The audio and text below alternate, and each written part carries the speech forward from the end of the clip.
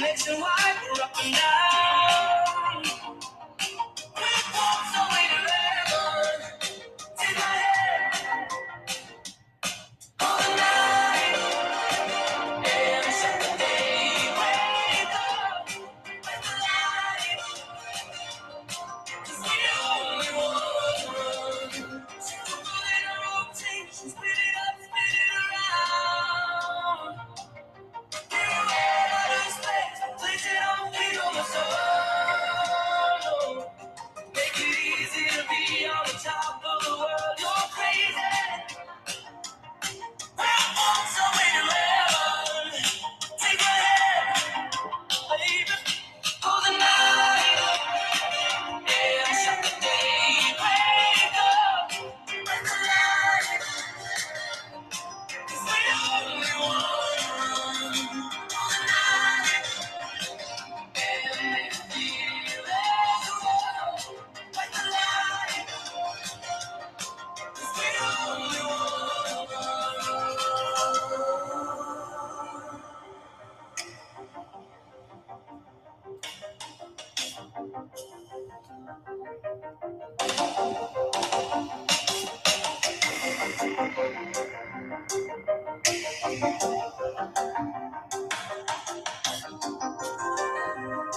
Hold the night and shut the day.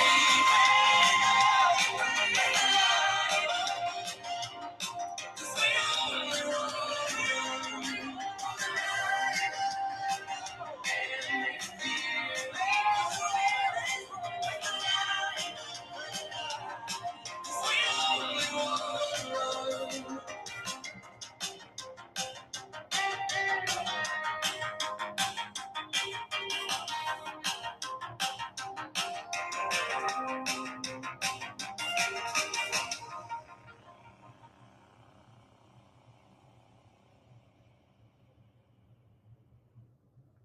All right, welcome everyone. Happy Friday. We have an awesome Spaces today featuring Anindya and the BankSocial team as always. I see John and Anindya, you guys are on stage. Can we get a mic check? Hey, yeah. Hey, how's it going, Nate? How's it going in India? Hey, good. Can you guys hear me? We got you loud and clear. Fantastic. How's everybody doing today? Great Friday. Oh yeah, awesome Friday.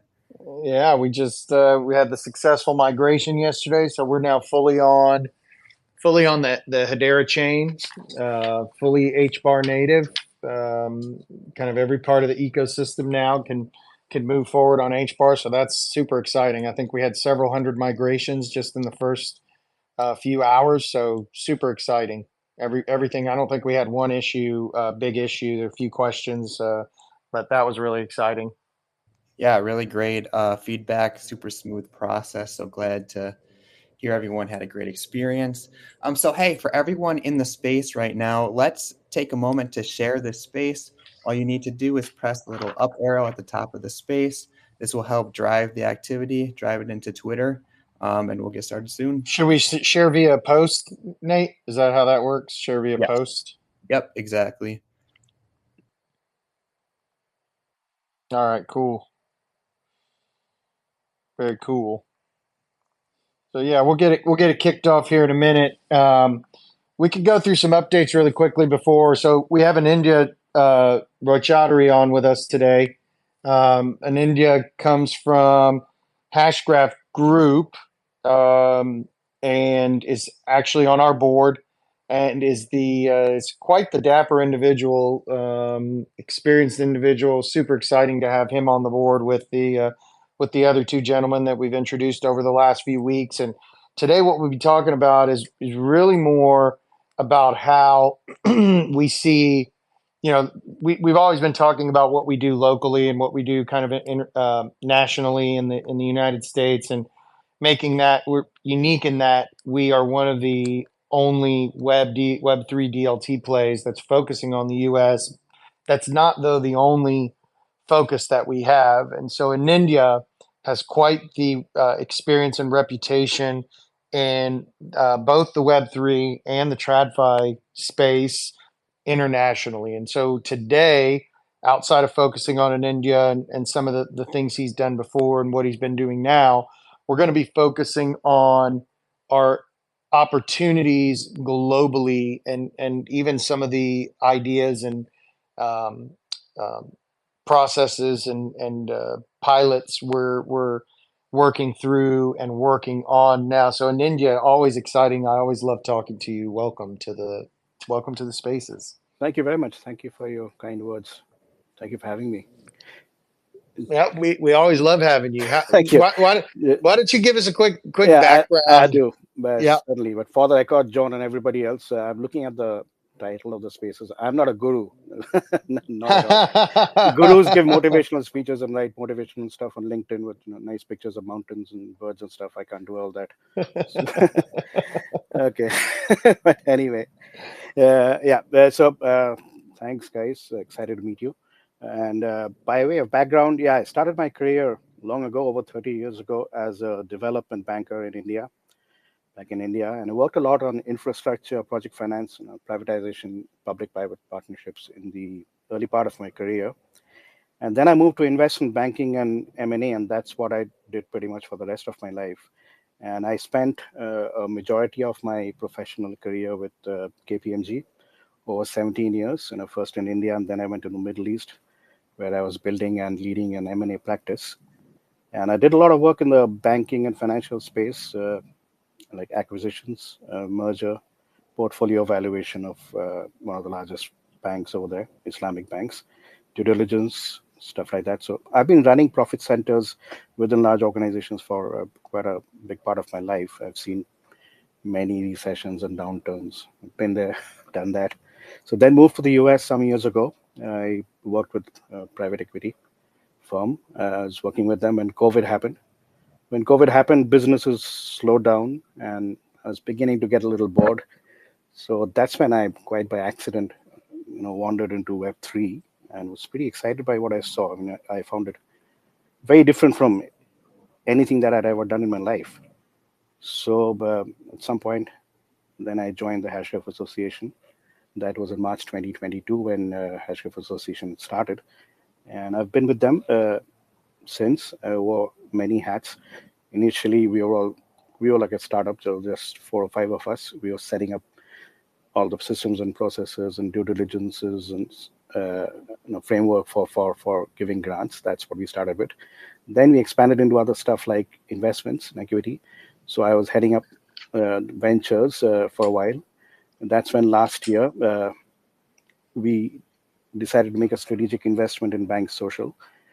We were already supporting the project in terms of the build, but we decided to take our relationship further and be a part of the growth story. And then after we invested, the THA leadership nominated me to join the BankSocial Board as a THA representative because I was heading up ventures at that time, and also probably because of my finance background. And so here I am. So now I've moved on to a different role recently, which is the head of global partnerships.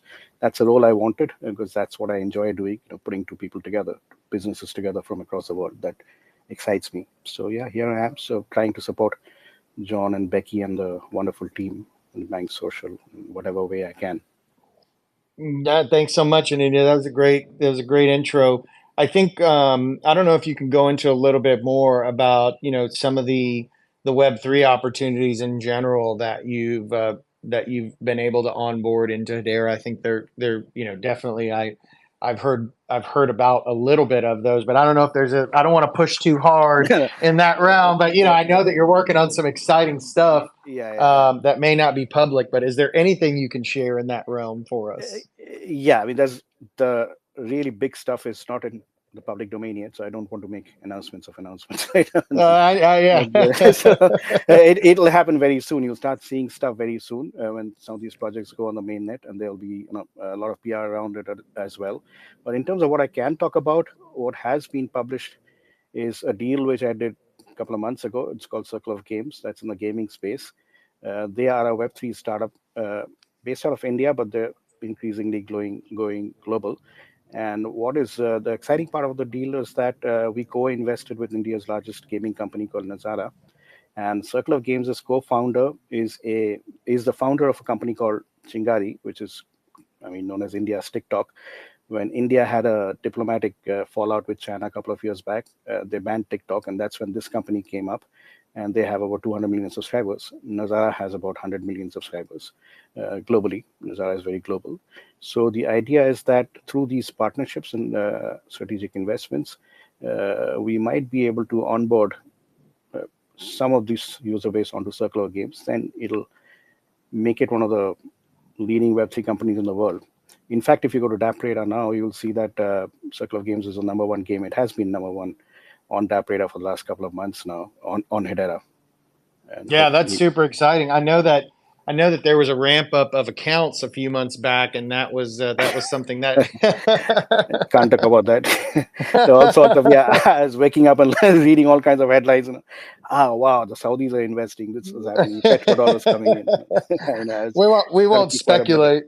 Yeah, we won't speculate anymore. But I know that you're working on some really, really exciting things, and just to kind of give the more to set the stage for who you are, where you are in the ecosystem, and why you make sense to be on the board of BankSocial. It's not just because of the investment by THG THA. It's also because of your unique positioning, your experience, and then of course your ability to not only connect but to help us deliver for Hedera and for ourselves as well results, partnerships, and grow the ecosystem, both the BankSocial ecosystem and the Hedera ecosystem tremendously. And I think we'll get into a few of those things today.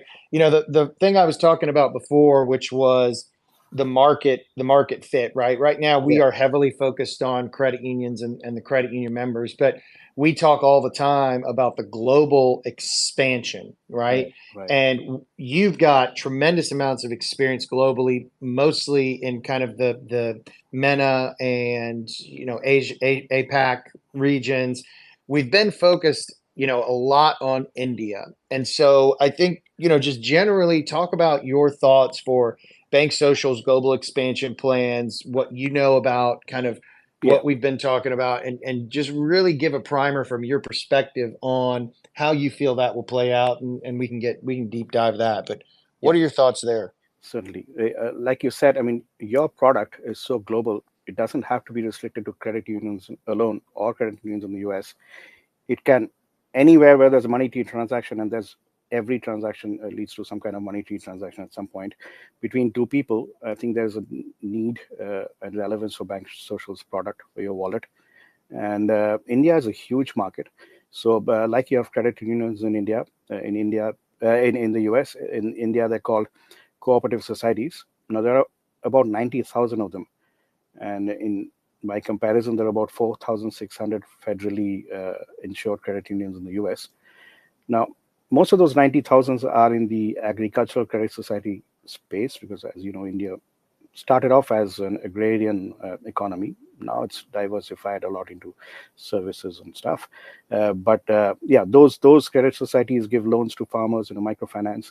And then in the upper end of the spectrum, you have these very large credit societies who are like full-fledged banks. In fact, some of them have banking licenses as well, which have the full suite of products, from auto loans, car loans, mortgage loans, credit cards, everything. So I see a huge opportunity over there to kind of aggregate the space. Unlike in the US, in the cooperative societies in India are not organized. There are different states have different rules, and some of those are really small, down to the district level. But just imagine if someone were to come in early and set up a platform where these guys could transact, then that will be, I think, quite game-changing.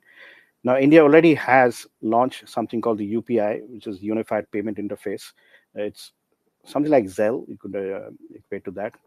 And it is now the world's largest peer-to-peer digital payments platform, where by just downloading a single app on a mobile phone, any mobile phone, even a 3G or 2G mobile phone, not a smartphone, any phone, anybody can transact with anybody else from one bank to another bank. And it's working really well. It's very successful. So imagine if you were to kind of bring the cooperative societies together. We could go state by state or even district by district, start with some of them, and then let's say we were to be able to sync into the UPI platform, then automatically, we have hundreds of thousands of people connected. And that is India. And apart from India, there are other geographies as well where I believe we could go in early. Like, for example, I was talking to my contacts in the United Nations. UN has launched this digital acceleration program where they're talking of making huge investments in digital inclusion, and they're talking of stuff like digital ID, digital passport, and putting power in the hands of the people. Exactly the kind of stuff that we discuss in Web3 and in fintech and in BankSocial, for example. In sub-Saharan Africa alone, there are about 350 million unbanked people. In India, it's about 190 million. So, at this point, it's just more like a vision, but it's definitely possible, where BankSocial could work with organizations like the United Nations. And United Nations, in turn, they are working with the telecom companies, large telecom companies in Africa and the MENA region, together to deliver this. And we have a product and we have the access. So nothing stops us from at least exploring these and get into these markets early and create an incumbency before other people come in, and create such a strong incumbency that when other people come in, they'd rather want to join the BankSocial platform rather than compete with us. So all this is, of course, in the planning stage right now. As you know, it takes very, very long to get into a new geography. But the questions we are asking ourselves are not, if there's a business case, is there an opportunity? Yes, definitely there is. The questions we are asking ourselves now is, which market should we go into? Do we go in sequentially, or do we go into multiple markets together so that we don't lose the early mover advantage? Who are the kind of people we should partner with? Because in every country, you would need to have a strong local partner. What are the kind of regulations? Should we be talking to the regulators? Should we be looking at getting into some kind of a sandbox and creating something on a pilot basis for the regulator of that country, so that later on when the regulations happen, we are actually part of the policy-making process, and then we get grandfathered in. So yeah, all this sounds very exotic, but some of it at least is definitely doable if we approach it sensibly. Don't try to do too much at a time, but explore, research, find the right partner, find the right market, and then start getting in, because we have the product now. So I think now is the right time to start thinking about all those things. Yeah, I think that's the exciting thing, is that as we explore these opportunities in India, the product is the most important thing. And when we have these discussions, it's less about can we deliver, can we go in and bid on a POC and then ask for a bunch of grant money and deliver a product. At this point, we've got the ecosystem, the base level ecosystem, to go and deliver a payments platform, powered by DLT, powered by Hedera. We have the ability to literally plug and play that into so many of these kind of government-sponsored, IMF, UN-sponsored initiatives. Because again, there's a real big, I think last year, which is exciting for me, Hedera really understood and early on tapped into the understanding that, while Bitcoin and things like that certainly will have their place, the reality is that things like the IMF will continue to live on far into the future. They'll eventually get replaced out or could get replaced out. But the whole idea is, when the IMF goes into a place, they want to deploy capital. They want, there's so many jurisdictions around the world that are ripe with fraud, and the money just kind of funnels away and it's gone. And so how can you provide the transparency? How can you provide the accountability? And then how can you provide the enticement to people like the UN and the IMF to say, here, we can go do this. It's not going to take a ton of money, and we have the ecosystem. And so I think what's exciting to me is that Hedera early on understood that this is a place for the evolution to happen. Was at the WEF, right? The World Economic Forum, which is a big driver of the thought process and the ideation around how the UN and the IMF and all these big policy organizations, and really the ones who fund things, are thinking through what the next evolution of payments and monetary policy, and then how that trickles down into economic policy in these jurisdictions, we're really not just, it's no longer something that we're at the forefront of, it's something that is being implemented now.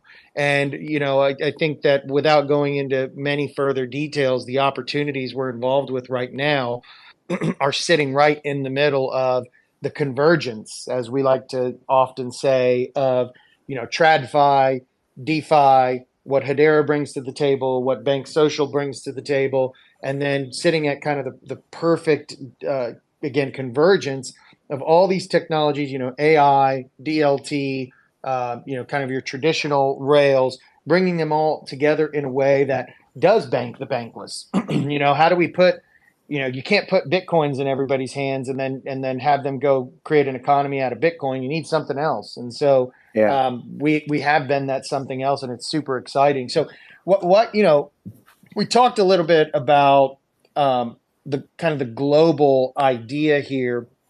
The idea of the unbanked is a unique one because it's not a first world problem for the most part. We do have that a lot in the United States, right? There are people that are unbanked or underbanked is maybe the better way to think about people in the United States, right? It's hard to get access to capital, hard to get access to financing.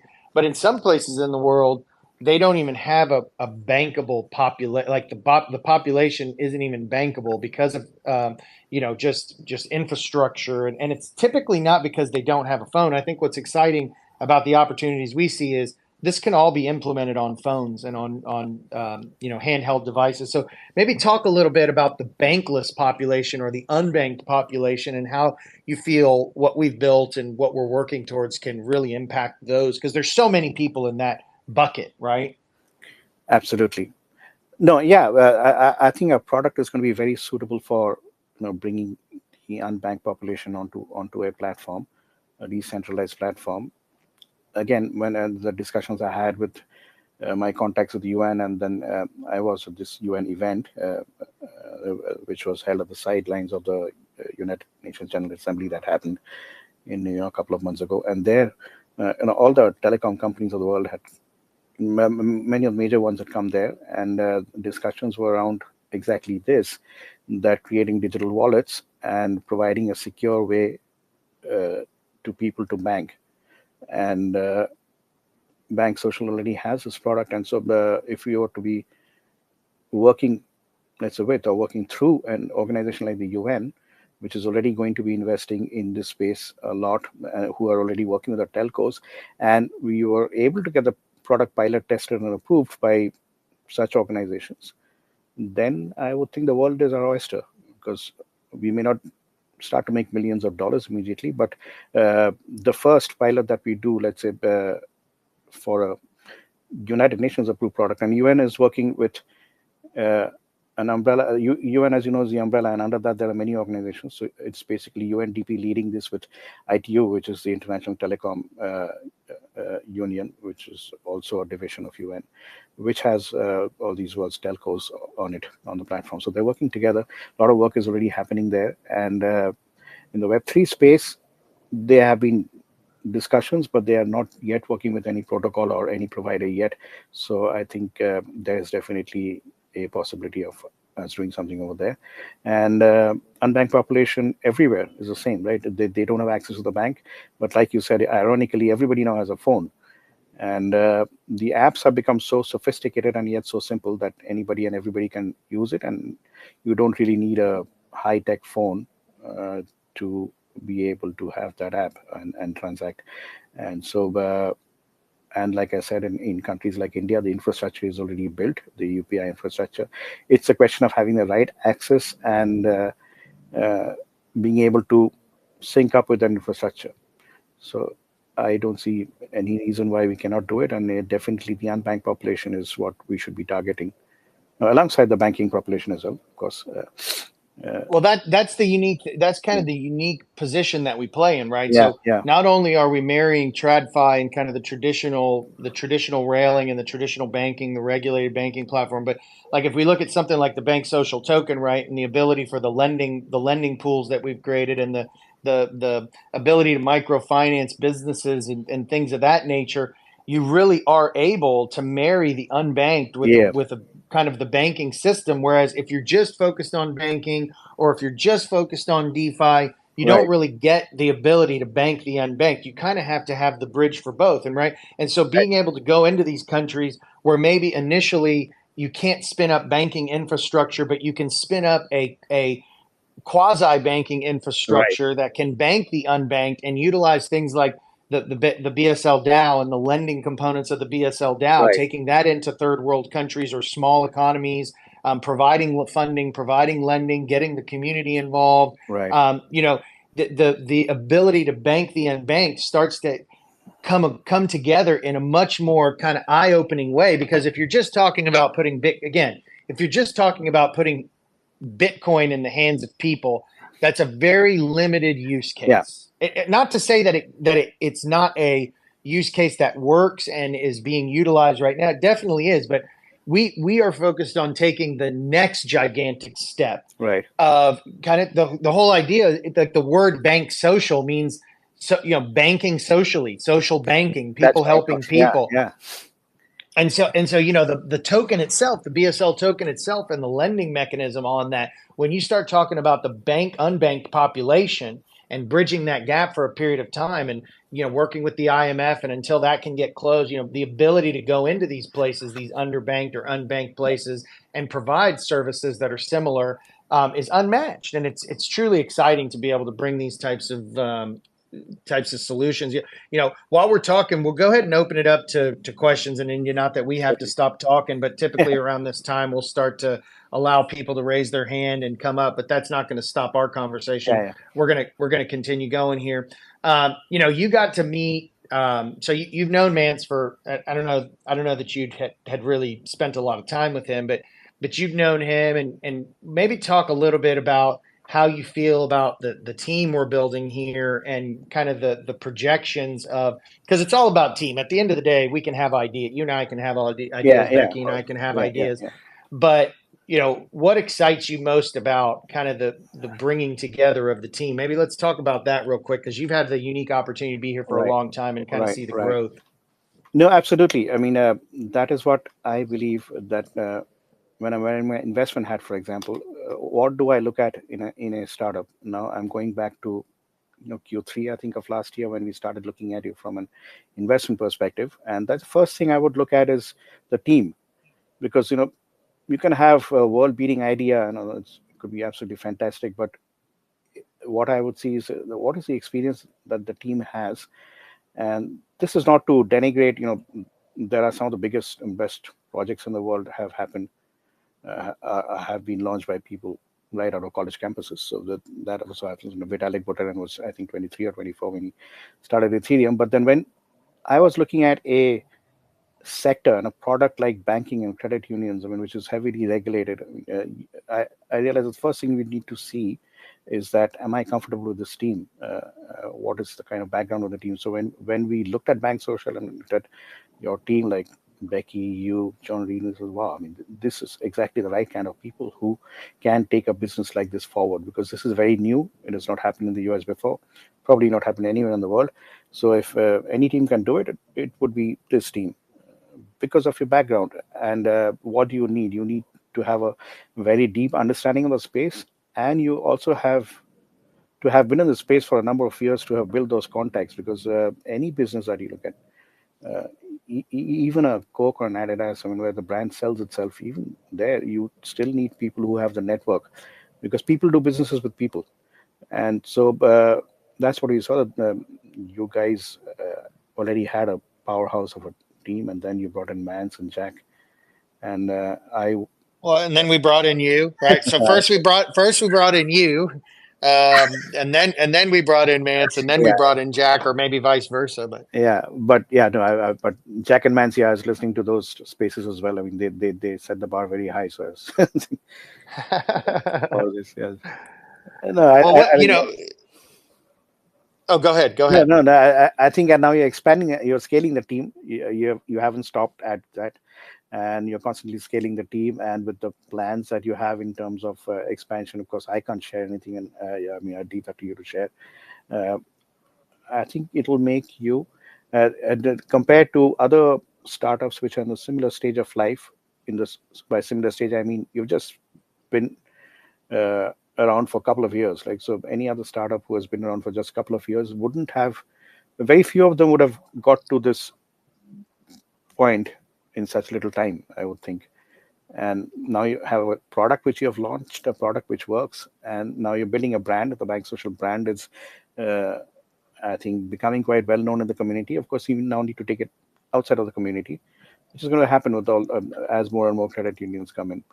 And the unique thing about your name, the BankSocial, again, it has social in the name and it has bank in the name. So, like you rightly said, it's kind of fulfilling a social objective as well. So again, going back to the discussion we were having about the unbanked population, I think we will be very welcome wherever we go because of what you have built. And when people talk to you, look at your team, I think they'll get the comfort instantly, like we did when we were evaluating the project for a potential investment.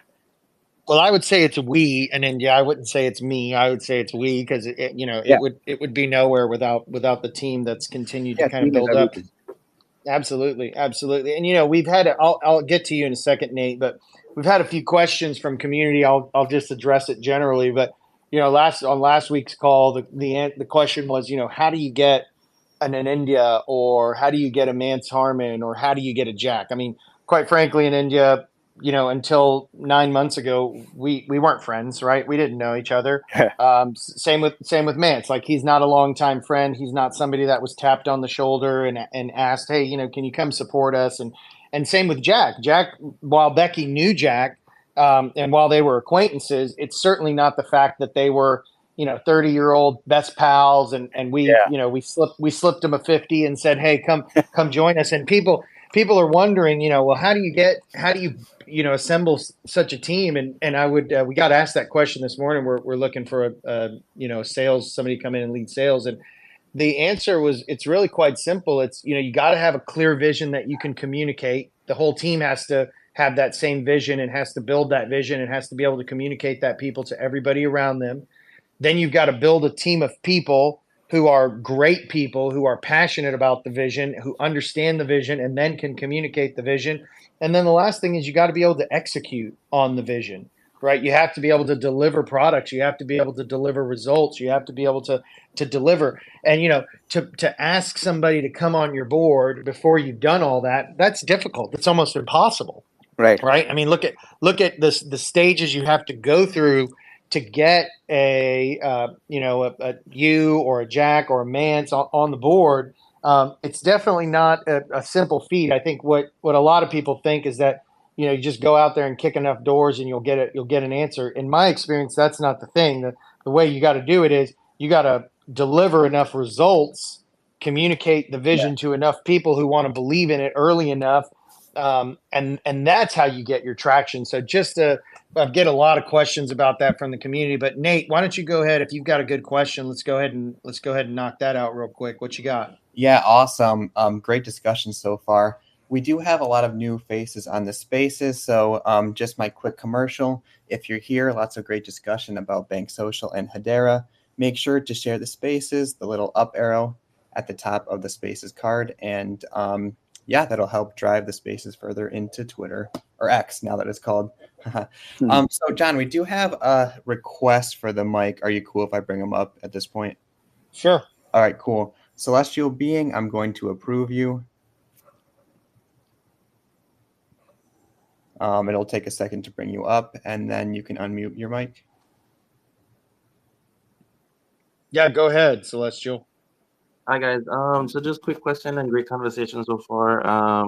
My thoughts are around like what are the knock-on effects or like the chain of dominoes that you guys see in that region, like the surrounding areas like Nepal, Bangladesh, Sri Lanka, Pakistan.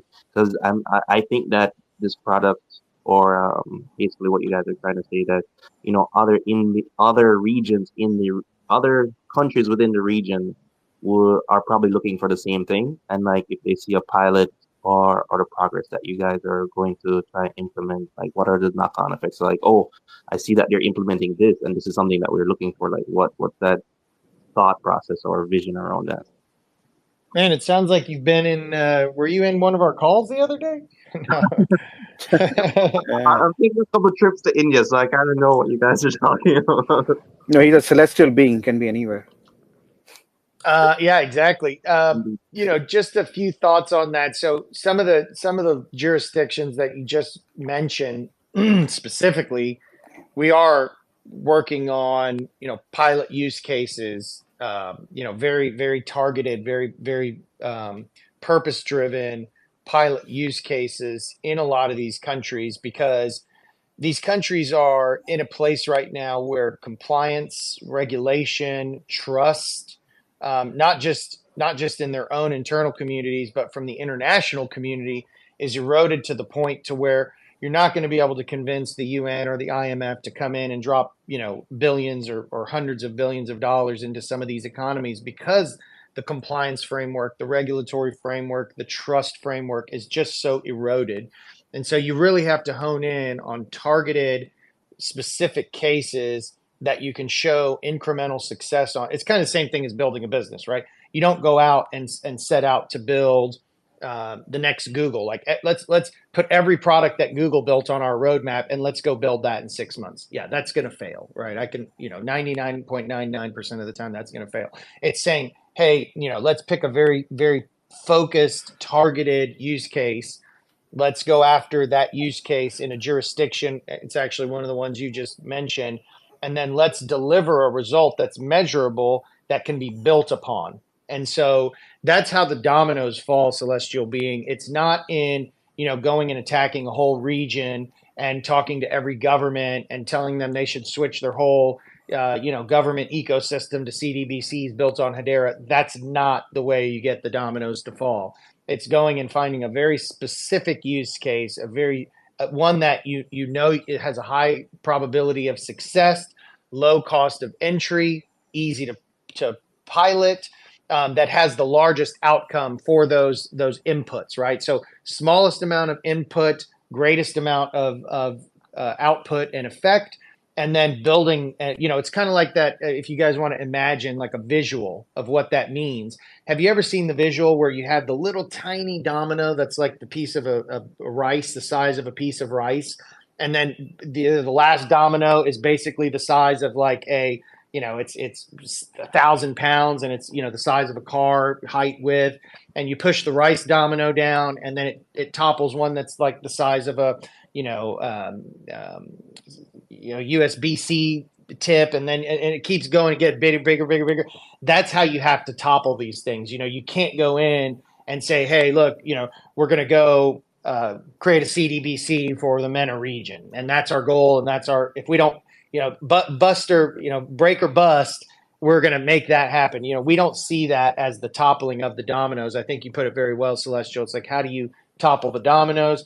It's by starting very focused and small, having a quick, how easy is it to topple that first rice grain? Super easy. It just takes a little flick of the finger. But the eventual outcome is massive once that 1,000-pound block falls on the other side. But to go up and try to push that 1,000-pound block, you're gonna have to just amass a monumental force to get that moving. So, Anindya, maybe your thoughts too on that. No, you're absolutely right. If you try to do everything, it'll never work, especially because we have to be dealing with governments and regulators and central banks in each of those countries.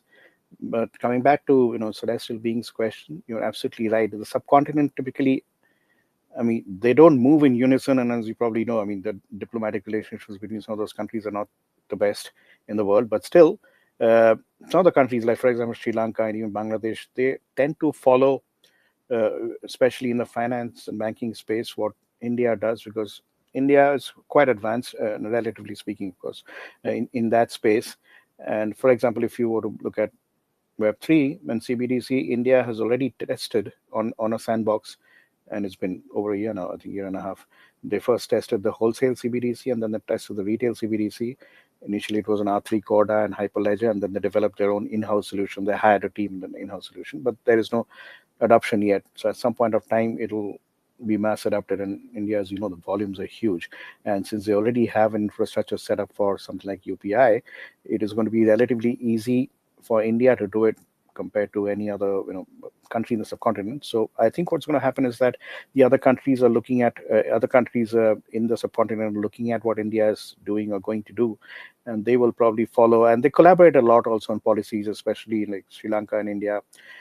I know this because I am a member of the Institute of Chartered Accountants in some countries, in India and the UK, for example, and they collaborate a lot with the Chartered Accountants Institute in Sri Lanka and Bangladesh and even Pakistan. There is a regional agency for that where they all meet, discuss policies, and then that submit those white papers to the government. So I'm talking to those people as well, and not just in India, but also in Bangladesh and Sri Lanka. My ex-KPMG contacts and people I generally know from business.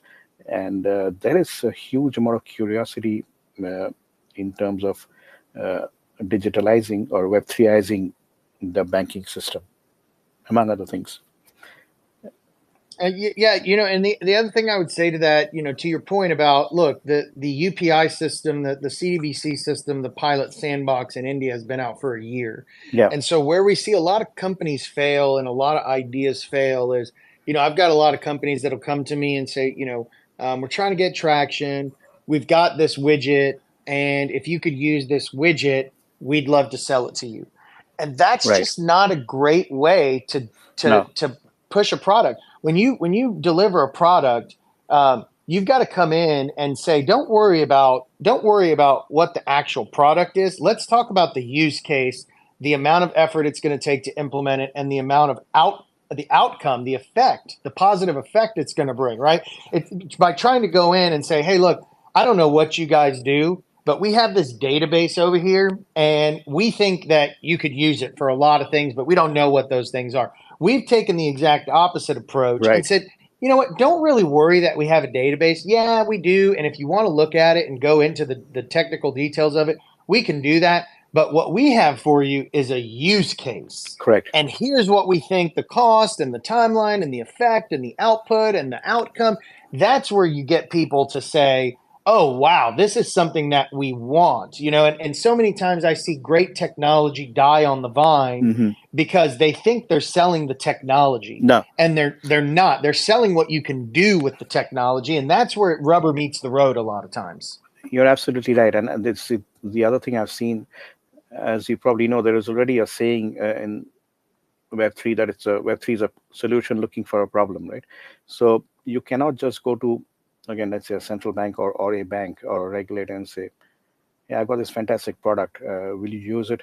No, I think we need to do some homework and then go to them and say that we have this use case and you have this problem and this is how we believe we can solve that problem. So then work with them, deliver a pilot, and then they start getting interested. Said, wow, yeah, looks like this is something which we need. And we could start with the lower hanging fruits.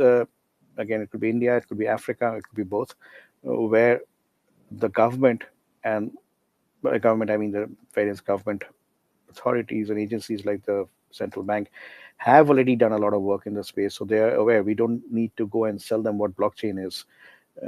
And what they're looking at is now, mass adoption. And Nigeria is another central bank which I've been talking to, where they had the e-Naira, which they tested 2 years ago, but it has gone nowhere. So they're now trying to figure out ways and means of increasing the adoption. And how do you increase the adoption? Basically, you take the platform which the government has built, and on that, you start building a lot of products which the mass population can start using. And BankSocial is such a product. So we could go and tell these guys that, look, you have this platform, you have this sandbox on which you have tested your CBDC, and these are the various things we can do. And then, like you said, John, rightly, we negotiate with a government or with a central bank that we will do this product for you. Can you give us a sandbox license for that? So what do you need for that? Like I said a little while ago, you need the access, which we have. Collectively, we have the access in these various markets. And we have the product. And we have a really good product. So, and we have a really good team absolutely, to make adjustments and pivots as we need it. Yeah. the team is so important again, because you mentioned execution a couple of times. Exactly. I mean, I have worked extensively with startups all my life, uh, and in the technology space. What I've seen is that 9 out of 10 startups fail, and that's empirical data. And why do they fail? Because they cannot take the business out from the garage where they start into a scalable level, because that takes a lot of stuff apart from the product alone. I mean, you need to have that understanding of how corporations work. You have to have systems in place as you scale, because most of these guys, they're super brilliant people, and they have a fantastic idea, but it can work at a garage level, at a drawing board stage. But when you're talking of going mass, then selling to people, whether it's B2B or B2C, then you need to have that gravitas, which comes only from experience. You need to have the network, unless you come up with something revolutionary like Facebook or something like that. But then that doesn't happen every day, right? And so when you're talking of product itself, it has to be deeply rooted in a real world usage. I mean, there has to be some real world use for it. I mean, and then you need to go about it the right way, because what we're trying to do is basically the same boring banking stuff with the same traditional rails. We are trying to modernize it. We're putting it onto Web3, and then also decentralizing it. And it's not sexy compared to, let's say, social media project or gaming project, but this is something which everybody needs. So there's a huge real world requirement for something like this, just that people don't realize there's a requirement for it. I mean, by people, I mean the decision makers that we are going to be talking to, let's say the central banks, the governments, the regulators, United Nations. So they first need to be convinced that, yeah, this makes a lot of sense. And then we start pushing the envelope very slowly. We don't try to do everything at the same time. Yeah, but big impact, Yeah. slow and small, but with big impact, with tremendous impact. I mean, we know it's possible. We definitely know it's possible. And Celestial, we do have our sights on those specific areas. We think that kind of the APAC, the smaller countries in the APAC region have probably some of the biggest opportunities. And we've already got, including in India, we've already got several other people that are very close to us that are, focused on that and bringing those use cases. We're already in the process of bringing those kind of use cases to those governments and fleshing them out further. So it's exciting. Go ahead, Celestial. Ask another question. Yeah, so thanks for answering that, and it's good as a community member to hear that basically these entities, that the curiosity is there, and that they're looking. So I think that's very profound for the community to hear that. The next question I have, and I think this will be the last one, is so like for the support, like I know that you guys are based out of the U.S. So for support for those regions, would that be like the local credit unions, or would it be something that you guys would have to set up? Yeah, so it's both. So we've had experience, or we've got experience with kind of internationalizing or nationalizing, support centers, call centers, call routings. Really, though, it's the ability to do both, Celestial. We want to be able to, and we need to be able to not only spin up those local institutions, but we also need to be able to support the members in the transition from, kind of self-banking, or not just the transition, but supporting both at the same time. So just like we do in the U.S., where BankSocial has support for the U.S. market and for some other markets outside the U.S., spinning up more localized support in local languages and in the local kind of even dialects to some degree is critical, not only for adoption, but for great experience that people love. And then, of course, to bridge them into the local regulatory pipeline with the kind of equivalent of a credit union, with the equivalent of a cooperative, and making that transition between kind of bank yourself, DeFi, TradFi, a seamless one, and one that anybody can onboard into. But that it's not just something that gets handled by customer service. It's also great UX. It's great UI. It's the ability to do things with a single button push. It's much easier when you have an app like Uber to implement a customer service regime around than a call tree where you have to call somebody and make an appointment for somebody to come pick you up, and then that requires a much more sophisticated, robust, and difficult to implement and manage than the Uber button. And so it's a combination of great products, intuitive products that are purpose built for geographies, because the way people interact is not the same around the world. It's similar, it's not the same. And then, of course, bridging that into that regulatory kind of more comfortable, because what we know about cooperatives is they love to interact with the communities. That's what I think makes them special. It's just like we're interacting here. We're a digital community right now. We love getting on these spaces. We love talking to each other. Just like that digital community exists with us, that same type of idea exists with these credit unions and these cooperatives. And so giving them the ability to go out and engage, and then making that seamless transition from TradFi to DeFi and back and forth with the ability to bank yourself on both sides is really the goal here. And that's what we're doing in America. And that's the plan to internationalize as we continue to grow. Yeah, if I could add to that, in these countries, especially because we are looking at a sector which is so fragmented, we definitely need to have a strong local partner who understands the business. And these are established local partners who are already doing fintech stuff, but on Web 2. So we bring in the technology, and we bring in all of the other stuff that we're already doing with the credit unions here. And then we work together in a collaborative manner. So because the local partners will have the reach, they'll have the access to the right people who will enable the regulations, for example. And then it's a win-win situation, absolutely.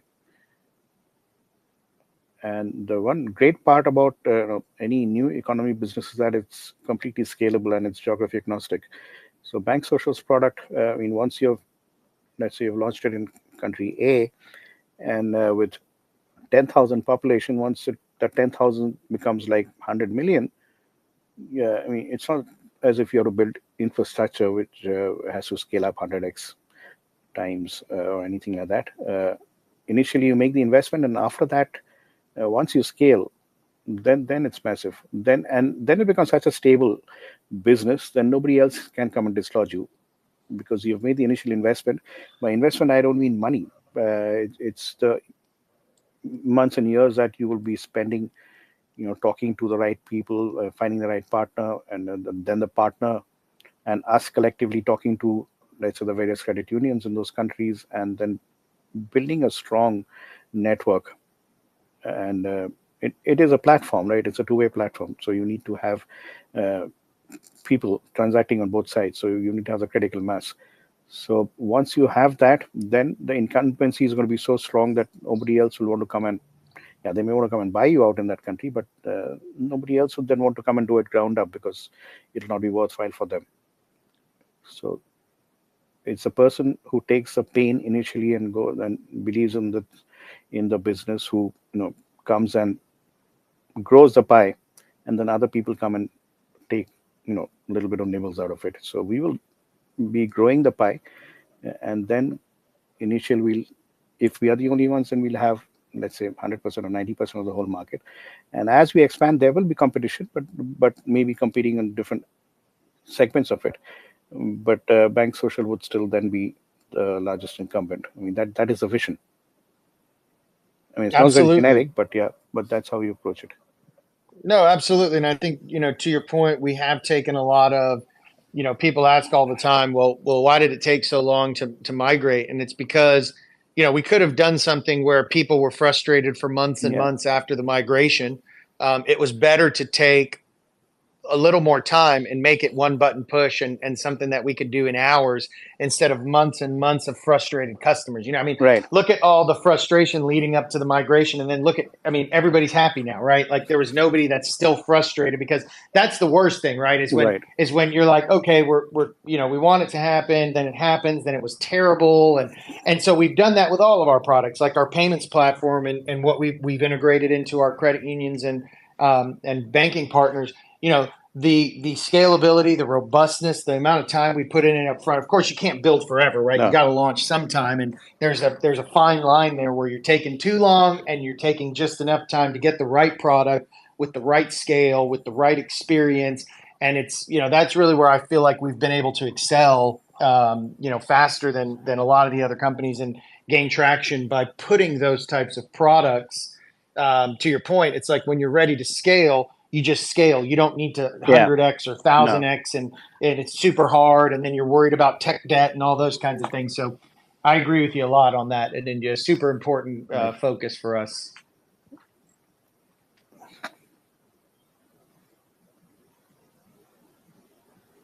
Oh, sorry about that. So we're running up against kind of the top of the hour.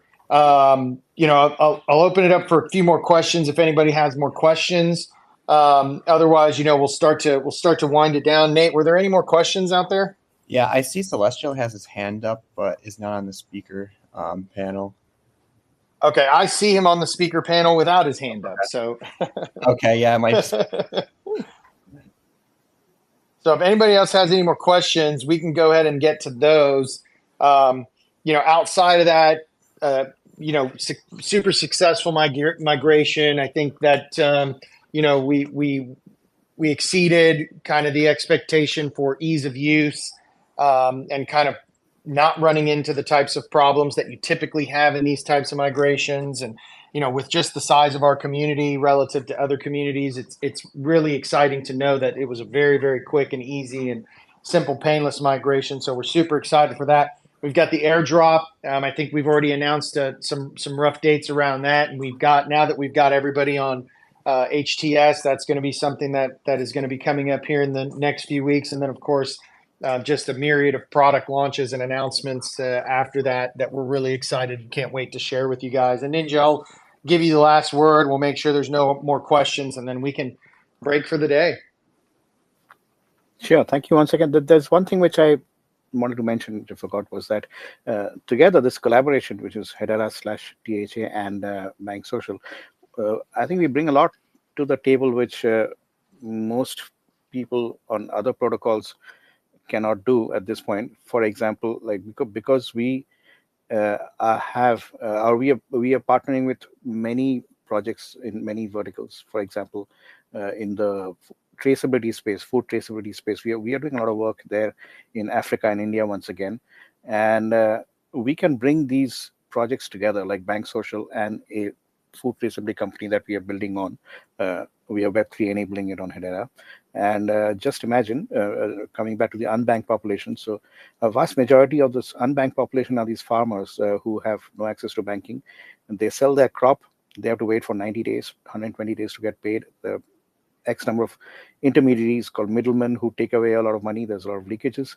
So imagine if... And this is where the BankSocial token of microfinance could step into place, right? Yeah. The DAO and everything we have over there, because these are business loans, right? So this is the exciting opportunities that we can't wait to start getting more traction on. But yeah, that sort of stuff. I mean, the sky's the limit, I think. I mean, your product is no longer limited to, now that you've launched it, it's a product which can latch onto anything, anywhere there's a monetary transaction involved, and not necessarily credit union.